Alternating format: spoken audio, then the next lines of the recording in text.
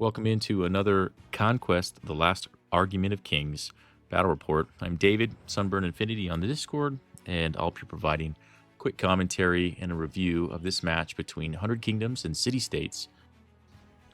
We got our first competitor, Kenneth the Rock Johnson, coming to us with his Cavalry, 100 Kingdoms, Crimson Towers, Ashen Dawns, and Household Knights.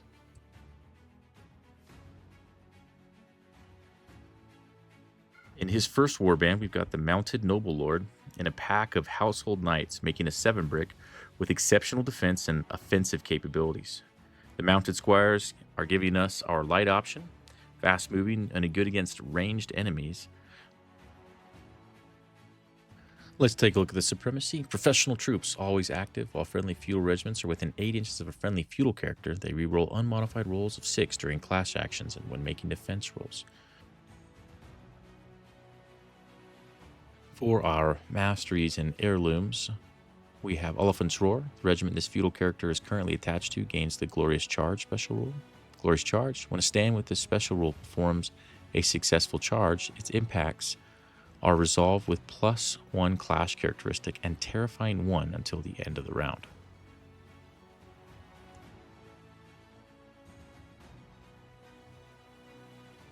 Tourney Champion. Character stand gains the Impact +2 special rule. Tip of the Lands. The Veteran Cavalry Regiment this character is currently attached to gains the Wedge special rule. Wedge. After performing a successful charge, this regiment gains the Cleave +1 special rule until the end of the round.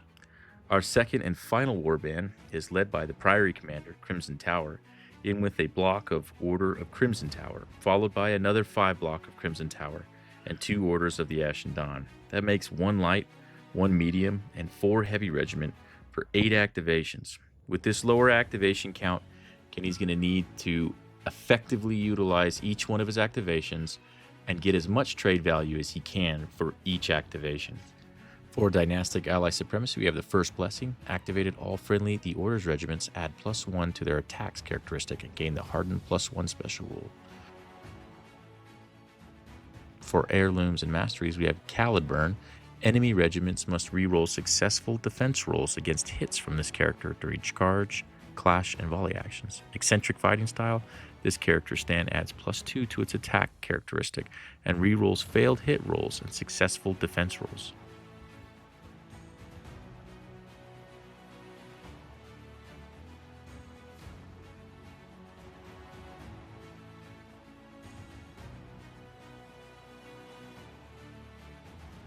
Our second competitor in a bathrobe is Nick. He'll be playing City States today. Why the bathrobe? We don't know. He started off in a t-shirt and pants and then put this on. So I assume he's more comfortable this way, but I am going to give him crap for it.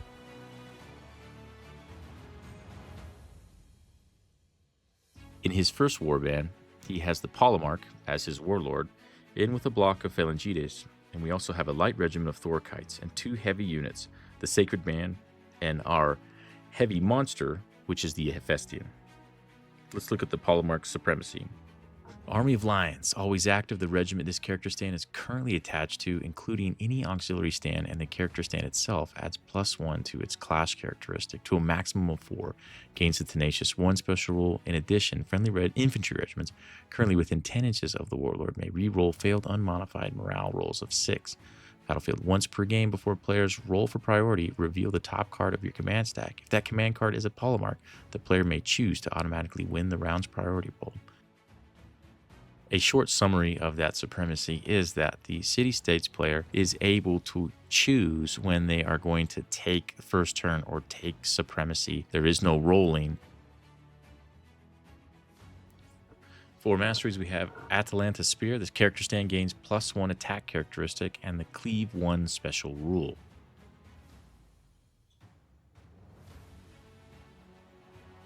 Inscription of Lighter Alloys. The character stand gains the Mobility draw event.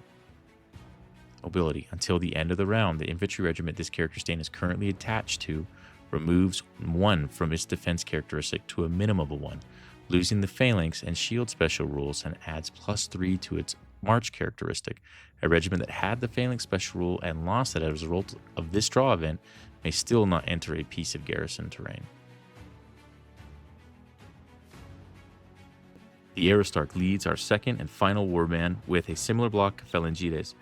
We round the warband out with 5 range units composed of 1 light Selenoid unit and 4 medium-range chariots composed of 2 Scorpios and 2 Phlogoballen. Expect these range units to counteract the defensive capabilities and the re-rolling effect of Blessed of the 100 Kingdoms player. The Aristarch will have the Aristia Mastery. Target-friendly non-monster regiment within 8 inches treats its total charge distance as its march value +5 until the end of the round. This effect supersedes the limit set by the Phalanx special rule. Forlorn Hope is our scenario today, consisting of 4 scoreable zones and 2 neutral destructible objectives for scoring. Our zonal terrain consists of 3 impassable structures, 2 water terrain pieces, and lastly, 2 obscuring hindering terrain that fulfill with the terrain requirements. We had forgotten our terrain, so we used what we had. This served in a pinch. We tried to arrange the terrain so that way it didn't hinder the cavalry or the ranged units of either competitor. I felt like the placement of these gave the opportunity for really aggressive play to keep people on the water, but also didn't add so much protection for the zones. But give me some feedback if you'd like. Our 100 Kingdoms player takes his squires first as his free choice of activation and his only activation.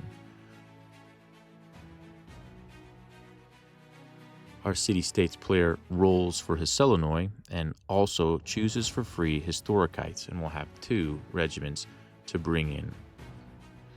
Both players position their first regiments across from each other on the right side of the battlefield, squires over their zone, and the Thorakites over their zone, slightly off from the obscuring, hindering terrain. The Selenoid position themselves in the back, prepared to take advantage of their long volley range.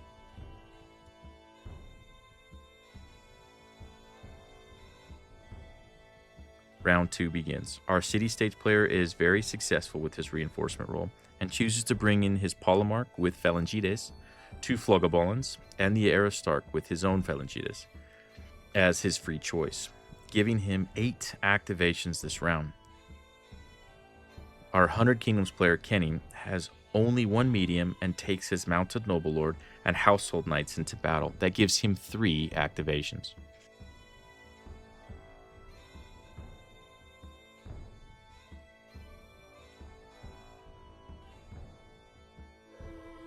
Due to a smaller activation count, Kenny, our 100 Kingdoms player, is limited on placement and must reveal his deployment strategy while Nick can draw out the round.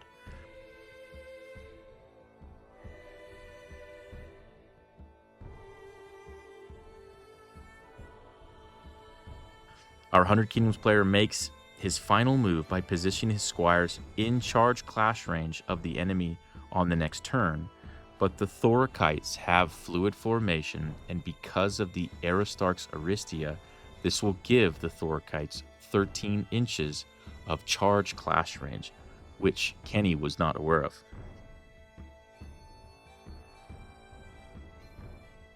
Because of the Thorakites' close proximity to the Aristarch with the Aristia heirloom, they were able to acquire 5 inches of additional movement for their charge action, which Kenny did not anticipate.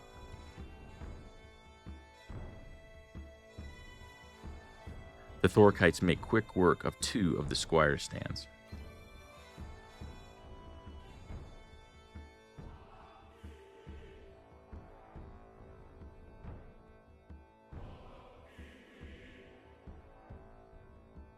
The end of round 2 scores points for our city-states player with the Vanguard chariots on 2 zones.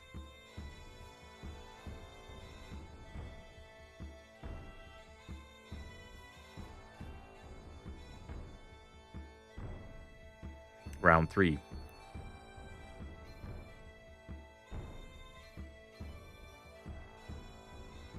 Nick will bring in his Hephaestion for free and successfully roll for 1 Scorpio, adding 2 more activations to his now 10-card hand.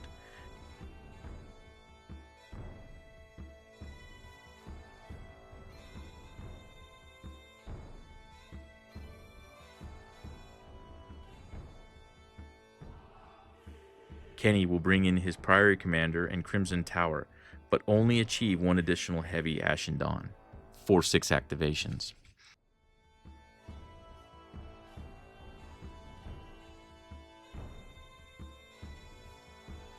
Kenny, our 100 Kingdoms player, wins Supremacy and charges to the aid of his squires and crashes into the Thorakites. The Thorakites cannot survive the charge and fall in battle.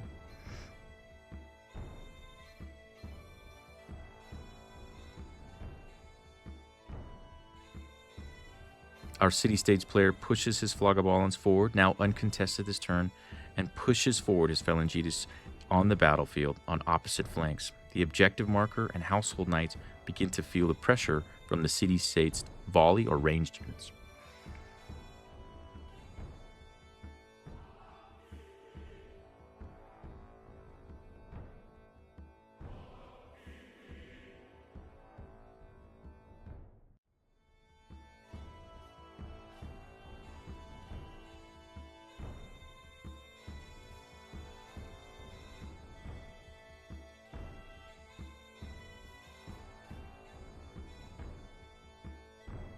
The Crimson Tower joined the battle, putting pressure on our City-States player's left flank, followed by the Ashen Dawn on the opposing flank.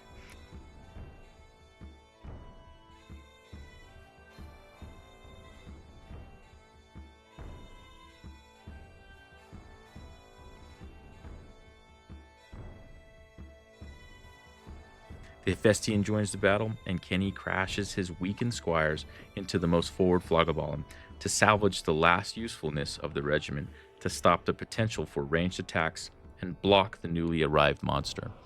After speaking to Kenny, it would have probably been better if he had taken the squires and ran them back to the objective, saved his activation, and scored those points and been able to use the squires later on in the game.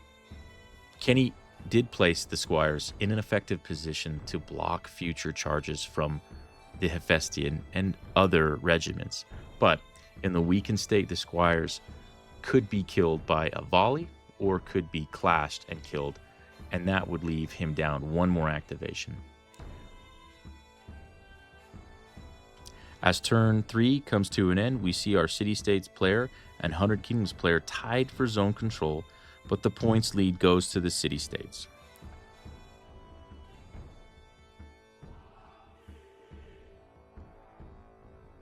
As turn 4 begins, City-States moves to 11 activations and is completely reinforced, whereas our 100 Kingdoms player is without his last heavy.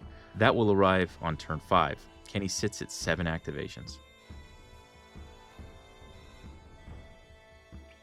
Both players are showing us their first card that they've decided to use in the activation, and then they will roll for Supremacy.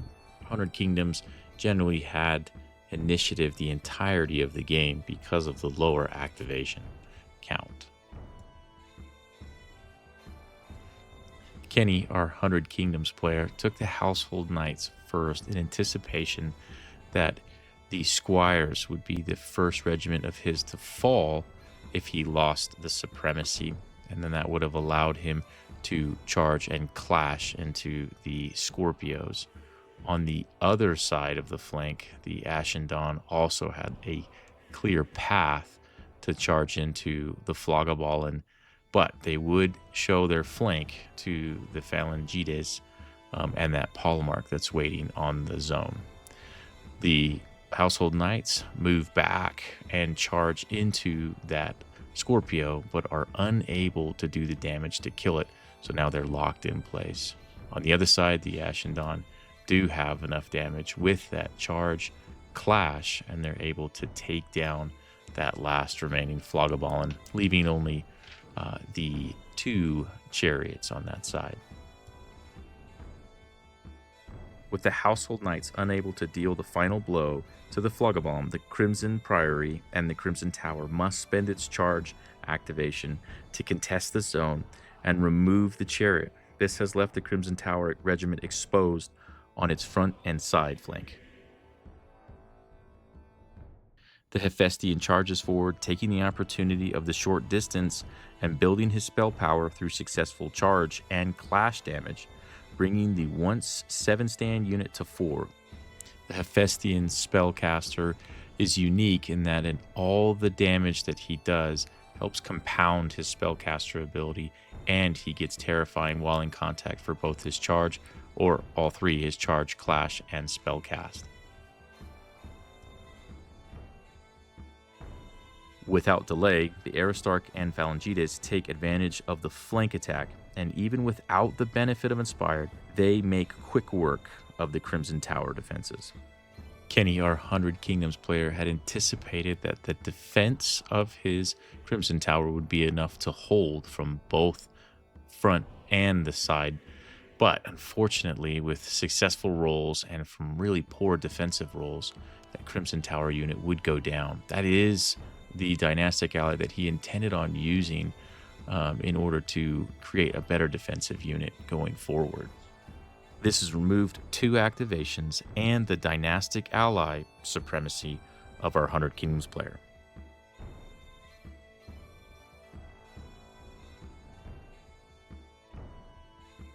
Our 100k player has lost 3 activations this turn, as well as our City States player, who has lost 3 activations. Our City States player abuses his greater activation count and closes the gap with the Ashen Dawn on the opposite flank, removing a stand. The Polemarch strikes, but cannot cut through the Ashen Dawn's defenses. This would cause the Polemarch to be facing the Ashen Dawn and leaving the flank visible to the oncoming Ashen Dawn, which would negate the Phalanx special rule for the impacts to come. City States controls 2 zones to close round 4, and 100 Kingdoms controls 1 due to the Polemarch's unyielding presence. If Kenny's Ashen Dawn had lost 1 more stand, it would have pulled the Polemarch off of that back zone. Likewise, on the other side, if our City States player had been able to do enough damage to the Household Knights regiment, it would have pulled that backstand off of the zone and left him without scoring any zones on that side.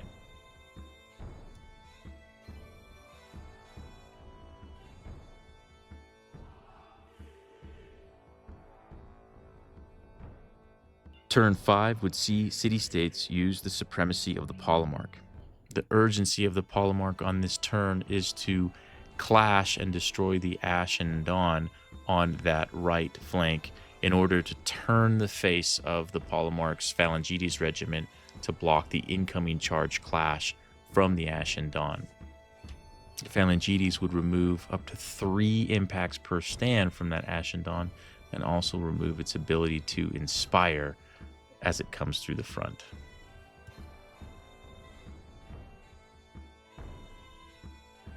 Our 100 Kingdoms player knows that the Polemarch card is going to be played and the supremacy will go to our City States.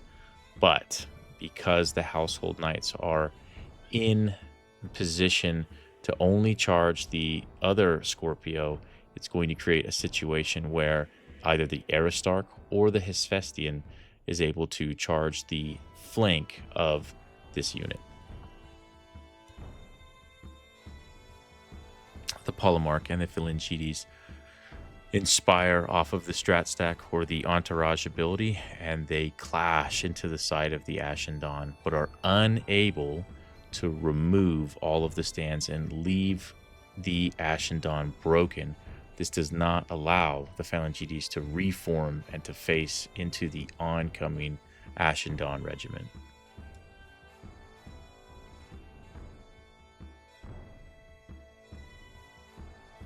Kenny, our 100 Kingdoms player, reacts and routs the Phalangites, the Polemarch, that were unable to change their facing to protect against the flank.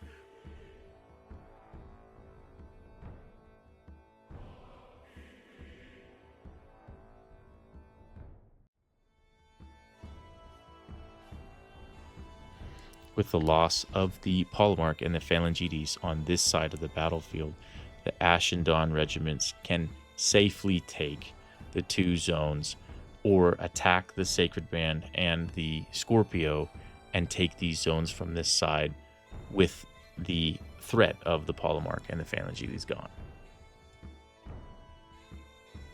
The Ashen Dawn survive the Phalangites and the Scorpio volley and crash into the exposed chariot.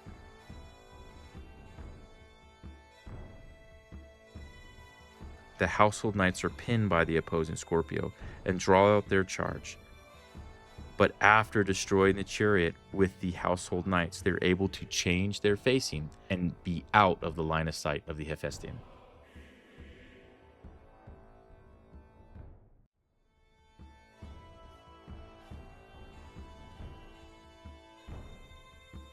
Our city-states player is trying to make the most use of his ranged units, as he's lost almost 2 ranged regiments per turn with the charge clash effects of the cavalry.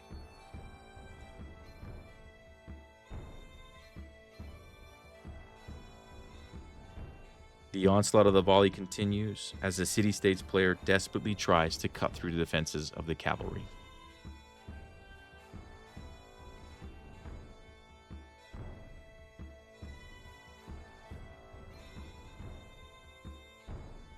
Without line of sight, the Hephaestion charges and is able to only remove 1 stand from the household knights.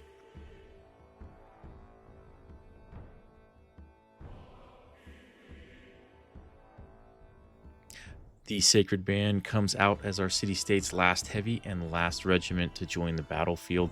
These units would have served much better purpose for healing, but everything as infantry on their side has been destroyed. Our 100 Kingdom player brings out his last regiment, which is the Crimson Tower, on the right side of the battlefield.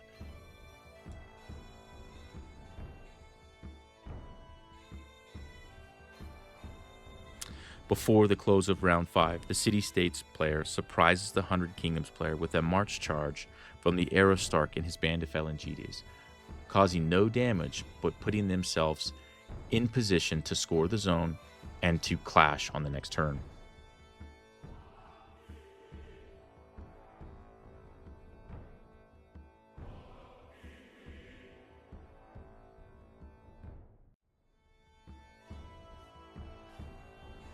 As the round closes, the 2 players position their last units for scoring as we enter round 6.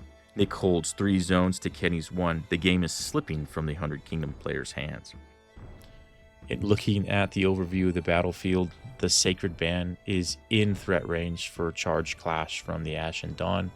The last Scorpio is in contact with an Ashen Dawn, and the Household Knights are in contact with the Hephaestion, as well as the last Crimson Tower. There are a lot of choices that need to be made.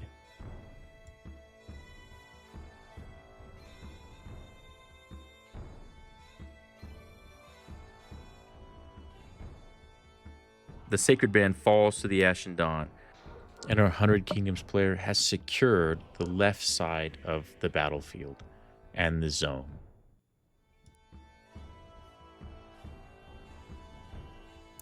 The Aristarch and the Phalangites attack into the Crimson Tower and greatly reduce the number of stands, helping to reduce the damage that will come back to the Phalangites and make it possible for the Aristarch and the Phalangites to be able to survive and attack back to kill the Crimson Tower regiment on the next turn.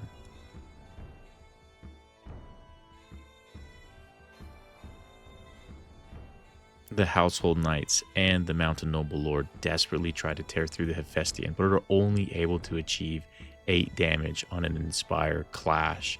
That leaves the Hephaestion open to inspire and clash back into the Household Knights and the Mountain Noble Lord, which would remove nearly the entire regiment and putting this game further out of reach from the 100 Kingdoms player.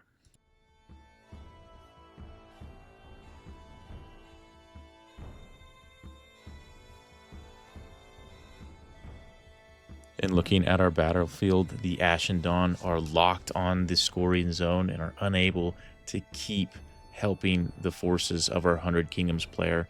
It's up to the Household Knights and the Crimson Tower to kill the regiments that they are locked into to try to take back the zones, or the points will slip further and further out of the 100 Kingdoms player's hands. City-states must only kill the regiments they're attacked into, and they'll be able to hold the zones that they're in currently.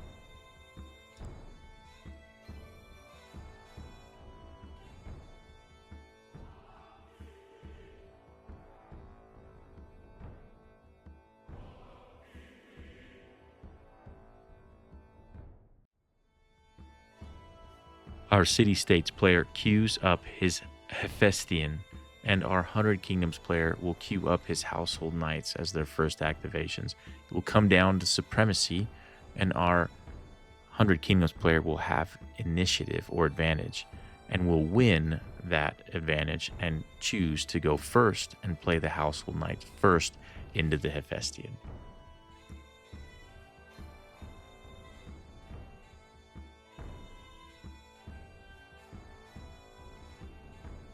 The Household Knights will fail to kill the Hephaestion, and the Hephaestion's attack back as our City States first activation will be enough to kill the Warlord and the remaining regiment. Our 100 Kingdoms player will then activate his Ashen Dawn to charge Clash into the side of the Solenoid and do as much damage as possible before the end of the game. Our City States will clash into the Crimson Tower, remove them from the game, and secure both zones on the right-hand side. This will be the end of the match. A quick little breakdown of my thoughts and just a recap of the game. I think both players played very well. It was interesting to see how the Phalangites, which are specifically meant to shore up or remove the incoming additional damage from the cavalry impacts, they never really were used for that purpose. They never really had to be used for that purpose. They generally got onto the cavalry on their flanks, or they were immediately crushed on their own flanks by the cavalry. So it was interesting to see how that phalanx, or that rule specifically meant to counteract the cavalry, just didn't play a part in this game. One of the things that is interesting about Kenny's list as 100 Kingdoms, it's 8 activations. So a lot of the points are put into these big blocks of units that are very defensive, that have a lot of attack power. But with that reduction in activations, it, in my opinion, creates 2 major problems. One is it limits the amount of units that you can leave behind to score zones if you do get into a position where you are behind and need to score multiple zones at a time. And then additionally, especially against City States, which has the strategic stack draw out, this created a situation where Kenny had to place his units forward in position to activate or react in the next turn.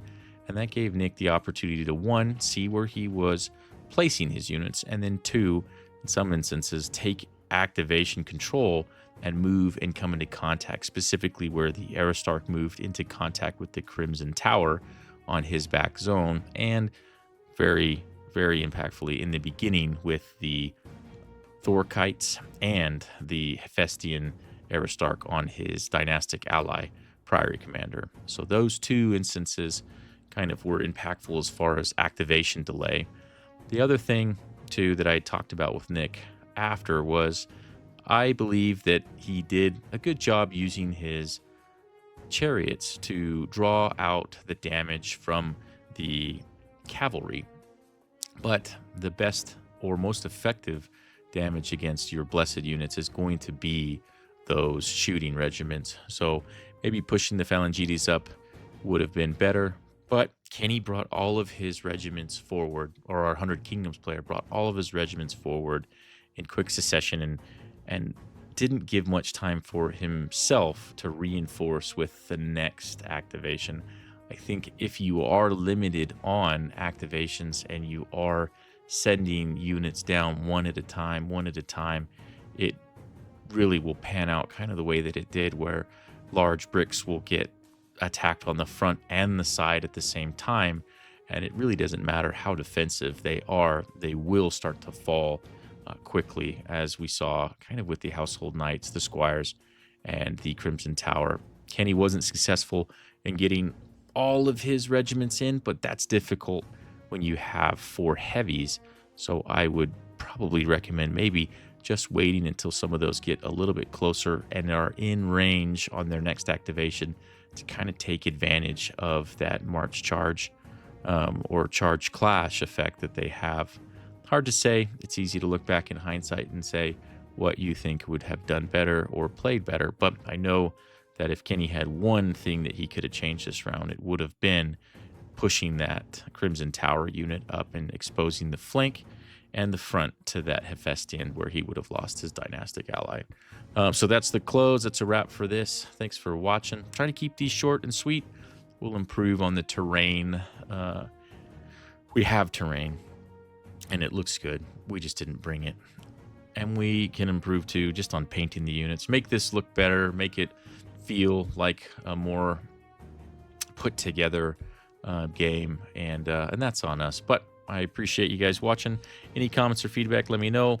I'm hoping that this video is much better as far as the editing standpoint and also the commentary standpoint. So any questions, any feedback, just let me know. Thanks, guys.